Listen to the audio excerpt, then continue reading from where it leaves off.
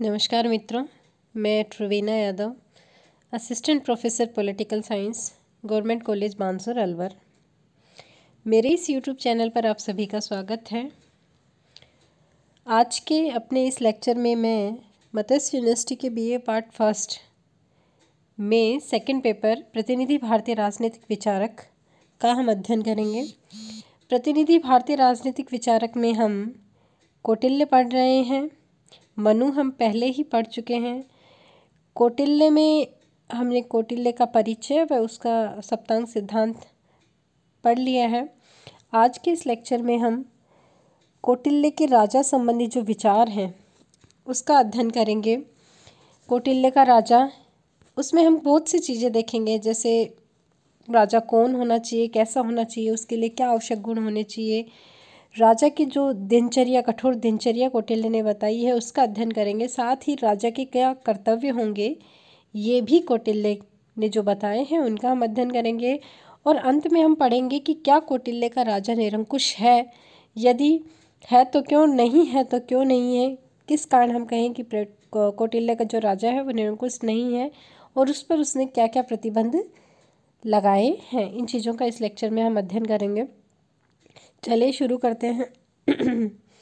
देखिए, कौटिल्य का सप्तांग सिद्धांत हम पढ़ चुके हैं।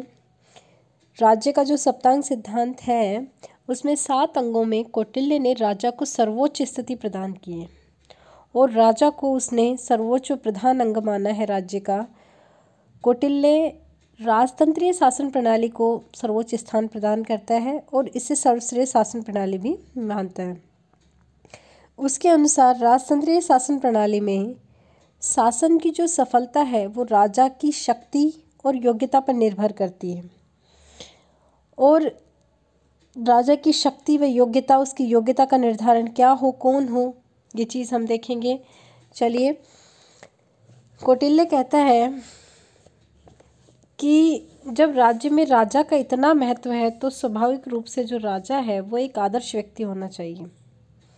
कौटिल्य ने राजा की जो कल्पना की है वो एक ऐसे व्यक्ति से की है जो राजर्षि हो, किंग फिलोसोफर, यानी उसमें ऋषि के भी गुण हो, राजा के भी।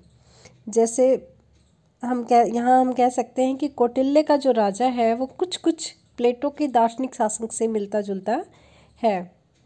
कौटिल्य ने राजा के निम्नलिखित गुण बताए हैं। वो कहता है कि राजा जो है वो ऊंचे कुल का हो, उसमें दैवीय बुद्धि और शक्ति हो, वह वृद्ध जनों की बात सुनने वाला हो, धार्मिक हो, सत्य भाषण करने वाला हो, परस्पर विरोधी बातें न करे, कृतज्ञ हो, उसका लक्ष्य बहुत ऊंचा हो, उसमें उत्साह अधिक हो, सामंत राजाओं को उसमें वश में करने का समर्थ हो, उसकी वृद्धि हो, उसकी परिषद छोटी न हो, और वह नियंत्रण का पालन करने वाला हो। अर्थात राजा ऐसा हो, एक तो उच्च कुल का हो, दैवीय बुद्धि और शक्ति वाला हो, और उसमें इतनी योग्यता होनी चाहिए कि वह अपने राज्य का निरंतर विस्तार कर सके, और जो उसके अधीन जो सामंत है उनको अपने नियंत्रण में रख सके। इस प्रकार का राजा होना चाहिए। इसके अलावा भी कौटिल्य ने राजा के कुछ और गुण बताए हैं। उसने कहा है कि राजा की बुद्धि बहुत तीक्ष्ण होनी चाहिए, स्मरण शक्ति, बुद्धि, ये चीज़ें उसकी बहुत अधिक तीव्र होनी चाहिए, तीक्ष्ण होनी चाहिए। राजा जो है वो दूरदर्शी होना चाहिए, सभी दोषों से रहित होना चाहिए, और सरलता का भाव उसमें होना चाहिए। राजा में सरलता का भाव भी होना चाहिए। तो ये सभी गुण बहुत महत्वपूर्ण है जो उसने माना है कि राजा के अंदर मिलने चाहिए। कौटिल्य ने, ये तो थे राजा के गुण, क्या होना चाहिए, कैसा होना चाहिए। अगला है, कौटिल्य ने राजा जो है उसकी एक बहुत ही कठोर दिनचर्या का निर्धारण किया है। वो कहता है कि राजा अपने न्यायोचित कर्तव्यों का पालन करे। इसके लिए आवश्यक है कि राजा की जो दिनचर्या है वो निर्धारित हो, और वो उस कठोर दिनचर्या के अनुसार ही अपने कर्तव्यों का पालन करे, और उसका जो सारा संपूर्ण दिन है उसका एक एक क्षण भी जो है वो जनता के हित में, जनता के कार्य में लगा होना चाहिए। भोग विलास, नाच गाने इत्यादि में इत्यादि के लिए उसे कोई भी समय नहीं दिया गया है। रात्रि में भी विश्राम के लिए उसको केवल 4 घंटे की अवधि दी गई है कि वो रात में केवल 4 घंटे के लिए विश्राम कर सकता है। उसका जो संपूर्ण दिन है 24 घंटे है, उनको 16 घड़ियों में बांटता है और प्रत्येक जो घड़ी है उसको डेढ़ घंटे की निर्धारित करता है। यानी प्रथम घड़ी 1.5 घंटे की, तृतीय घड़ी 1.5 घंटे की, 1.5 घंटे की एक घड़ी होगी और जो प्रत्येक घड़ी है उसके लिए उसके निर्धारित कर्तव्य निश्चित किए गए हैं और उनके अनुसार ही उसे अपनी दिनचर्या का पालन करना होगा। उसका जैसे प्रथम घड़ी में उसने बताया है कि प्रजा की रक्षा व्यवस्था की देखरेख तथा हिसाब किताब की जांच करेगा। द्वितीय घड़ी में बताता है कि ग्राम व नगरवासियों का प्रशासन। तृतीय घड़ी में बताता है कि स्नान भोजन स्वाध्याय का कार्य करेगा। चतुर्थ घड़ी में वित्त विभाग का निरीक्षण, कैश चेकिंग, नियुक्ति, स्थानांतरण इत्यादि, मतलब ये सब उसकी दिनचर्या को उसने बांटा है, कार्य उसने बताए हैं। इस प्रकार राजा का जीवन जो है वो एक तपस्वी के समान होगा।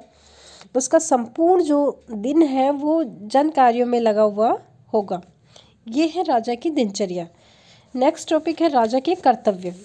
इतनी कठोर दिनचर्या के आधार पर राजा के कुछ कर्तव्य निर्धारित किए गए हैं। क्या काम करेगा राजा, ये सबसे महत्वपूर्ण है। राजा के कर्तव्यों को निर्धारित करते हुए कौटिल्य कहता है कि प्रजा के सुख में राजा का सुख है, प्रजा के हित में ही राजा का हित है। राजा के लिए प्रजा के सुख से भिन्न अपना कोई सुख नहीं है, प्रजा के सुख में ही उसका सुख है। यानी जनता जनार्दन यानी प्रजा जो है उसके सुख में ही उसका सुख है, उसके दुख में ही उसका दुख है। उसका अपना कोई अपना सुख या दुख नहीं है। राजा और प्रजा जो है उसमें पिता पुत्र का संबंध होना चाहिए। राजा अपनी प्रजा का पिता की भांति उसका क्या करेगा, पालन व रक्षण करेगा। राजा के कर्तव्य, पहला कर्तव्य है वर्णाश्रम धर्म को बनाए रखना। वर्णाश्रम धर्म मनु में हम पढ़ चुके हैं। 4 वर्ण माने गए हैं, ब्राह्मण, क्षत्रिय, वैश्य व शूद्र, और प्रत्येक जो वर्ण है उनके अपने निर्धारित कर्तव्य हैं। ब्राह्मण को क्या काम करना है, वैश्य को क्या करना है, क्षत्रिय को क्या करना है, शूद्र को क्या करना है। इन सभी ये जो सभी वर्ण हैं अपने निर्धारित कर्तव्य का पालन करें, किसी अन्य के कर्तव्य में कोई भी हस्तक्षेप ना करें, अपने कर्तव्यों से विचलित ना हो। इस चीज़ को अपने राज्य में बनाए रखने की जिम्मेदारी किसकी होगी, राजा की होगी। दूसरा महत्वपूर्ण कर्तव्य दंड की व्यवस्था करना, अर्थात राजा का जो दूसरा महत्वपूर्ण कर्तव्य है क्या है, दंड की व्यवस्था करना। क्योंकि समाज का जो सामाजिक व्यवहार है वो दंड पर निर्भर करता है, इसलिए दंड की व्यवस्था बहुत महत्वपूर्ण है। और दंड जो है वो आवश्यकता और औचित्य से अधिक नहीं हो और न ही कम हो। यथोचित दंड देने वाला राजा ही पूज्य माना जाएगा, यानी आवश्यकता और औचित्य के अनुसार जो दंड देगा वो ही पूज्य माना जाएगा, दूसरा नहीं।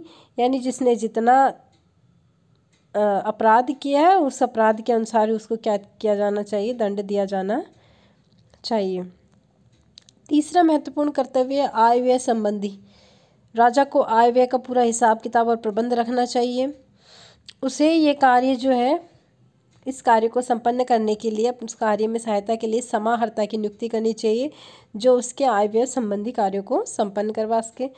अगला महत्वपूर्ण कार्य नियुक्ति संबंधी। किसको नियुक्त करेगा राजा, अमात्य, सेनापति, प्रमुख कर्मचारियों की नियुक्ति राजा के द्वारा की जाएगी। इन कर्मचारियों के कार्यों का समय समय पर राजा को क्या करना चाहिए, निरीक्षण करते रहना चाहिए और इनके श्रेष्ठ कार्यों के लिए राजा को इन्हें समय समय पर पदोन्नति भी प्रदान करते रहना चाहिए। अगला महत्वपूर्ण कार्य लोकहित और सामाजिक कल्याण संबंधी। कौटिल्य ने राजा को लोकहित और सामाजिक कल्याण के कार्य भी सौंपे हैं, अर्थात इसके अंतर्गत क्या काम करेगा, राजा दान देगा और अनाथ, वृद्ध तथा असहाय लोगों का पालन पोषण की व्यवस्था करेगा। समाज में जो असहाय स्त्रियां हैं उनके भरण पोषण की, उनके बच्चों के भरण पोषण की विशेष व्यवस्था करेगा। ये सब कार्य समाज में कृषि संबंधी बांध बनाना, जल मार्ग, स्थल मार्ग, बाजार बनाना, जलाशय बनाने, ये जो कार्य हैं ये सब राजा के द्वारा संपन्न करवाए जाएंगे और धनवानों पर अधिक कर लगाकर गरीबों में धन का वितरण करेगा, उनके रक्षण का कार्य करेगा।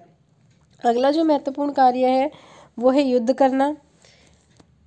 वर्तमान समय में यद्यपि युद्ध को राजा के कर्तव्य में शामिल नहीं किया जाता, आपत्ति की जाती है कि भाई युद्ध राजा का कर्तव्य नहीं होना चाहिए, लेकिन कौटिल्य के अनुसार युद्ध राजा का एक प्रमुख कार्य है। कौटिल्य ने अपने अर्थशास्त्र में एक ऐसा विजयगीषु राजा माना है, उसका केंद्र बिंदु एक ऐसे विजयगीषु राजा को माना है जिसका उद्देश्य निरंतर क्या है, अपने राज्य का विस्तार करना। यानी कौटिल्य का जो संपूर्ण अर्थशास्त्र, उसका केंद्र बिंदु कैसा राज्य है, विजयगीषु राज्य, यानी विजय की इच्छा रखने वाला राज्य है, जो निरंतर अपने राज्य का विस्तार करता रहे।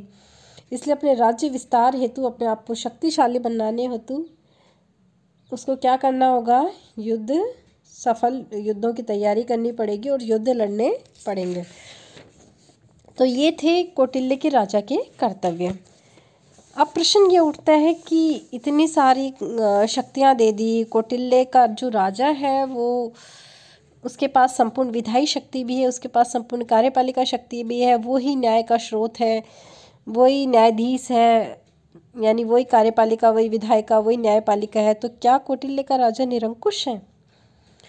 तो इसके संबंध में जो विद्वान है उनका मानना है कि नहीं, कौटिल्य का राजा निरंकुश नहीं है, क्योंकि उसने राजा की जो सत्ता है उसके ऊपर बहुत अधिक नियंत्रण स्थापित किए हैं, जिसके कारण कौटिल्य का राजा निरंकुश नहीं हो सकता। अब देखते हैं नियंत्रण क्या है जिसके कारण कौटिल्य का राजा निरंकुश नहीं है। पहला है अनुबंधवाद। देखिए, हमने शुरू में पढ़ा था कि कौटिल्य का जो राज्य है उसकी उत्पत्ति कैसे होती है, एक सामाजिक समझौते के द्वारा। यानी लोगों ने आपस में समझौता किया और समझौते के आधार पर राजा को बनाया और राजा को शक्तियाँ दी कि वो प्रजा को जो प्राकृतिक अवस्था की जो कठिनाइयाँ थी, जो परेशानियाँ थी, उस असहाय उस उत्पीड़न वाली जो व्यवस्था थी उससे बाहर निकाले, इसके लिए वो राजा को बनाते हैं। तो कौटिल्य का जो राजा है उसकी शक्ति पर पहला जो सबसे महत्वपूर्ण नियंत्रण है वो है अनुबंधवाद का। अर्थात राजा ने उस समय वचन दिया था कि मैं क्या करूँगा, समझौते में क्या आधार पर क्या वचन दिया था कि प्रजा के जन धन की रक्षा करना ही मेरा महत्वपूर्ण कर्तव्य होगा। और यदि कोई राजा इस तरह का कार्य नहीं करता है, प्रजा के जन धन की रक्षा नहीं करता है, प्रजा का भरण पोषण नहीं करता है, प्रजा का पालन पोषण नहीं करता है, तो ऐसे राजा को, प्रजा को यह अधिकार है कि ऐसे राजा को वो उसके पद से हटा भी सकती है। अगला जो है नियंत्रण वो है धार्मिक नीति नियम रीति रिवाज का। राज्य की शक्ति पर एक बड़ा जो प्रतिबंध है वो धार्मिक नियम नीति और रीति रिवाजों का हो। कौटिल्य ने राजा को सभी परिस्थितियों में धर्म के अधीन रखा है। अर्थात राजा के जो अधिकार हैं वो धर्म, नैतिक नियम और रीति रिवाजों के द्वारा सीमित है, उन्हीं के द्वारा निर्धारित है, उनको ध्यान में रखकर ही निर्धारित किए गए हैं। और राजा जो है इन रीति रिवाजों और धर्म का पालन करने के लिए बाध्य है। किसी भी स्थिति में राजा जो है इनकी उपेक्षा नहीं कर सकता। अगला है मंत्री परिषद की सत्ता, यानी मंत्री परिषद का नियंत्रण। कौटिल्य के अनुसार राज्य का जो रथ है वो 2 चक्रों पर चल सकता है। एक चक्र राजा और दूसरा चक्र है मंत्री परिषद। यानी राज्य रूपी जो रथ है वो अकेले चक्र पर नहीं चल सकता, इसलिए शासन की जो शक्ति है वो दोनों में निहित है, राजा में भी, साथ ही उसके मंत्री परिषद में। और राजा को चाहिए कि वो अपनी शक्तियों का जो प्रयोग है वो अपने मंत्रियों के परामर्श के आधार पर ही करे। कौटिल्य ने शासक को ये भी परामर्श दिया है, यदि मंत्री परिषद का जो विचार है, मंत्री परिषद की जो राय है, परामर्श जो है वो यदि राजा की इच्छा के विरुद्ध है किंतु विवेक सम्मत है, तो भी उसे मंत्रियों के परामर्श को स्वीकार करना चाहिए।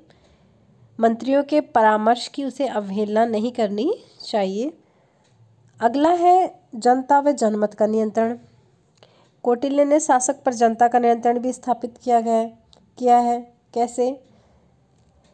कौटिल्य का मानना है कि यदि शासक जनता या जनमत की अवहेलना करता है तो यदि जनता के विरुद्ध दंड की शक्ति का प्रयोग करता है तो जनता जो है उससे असंतुष्ट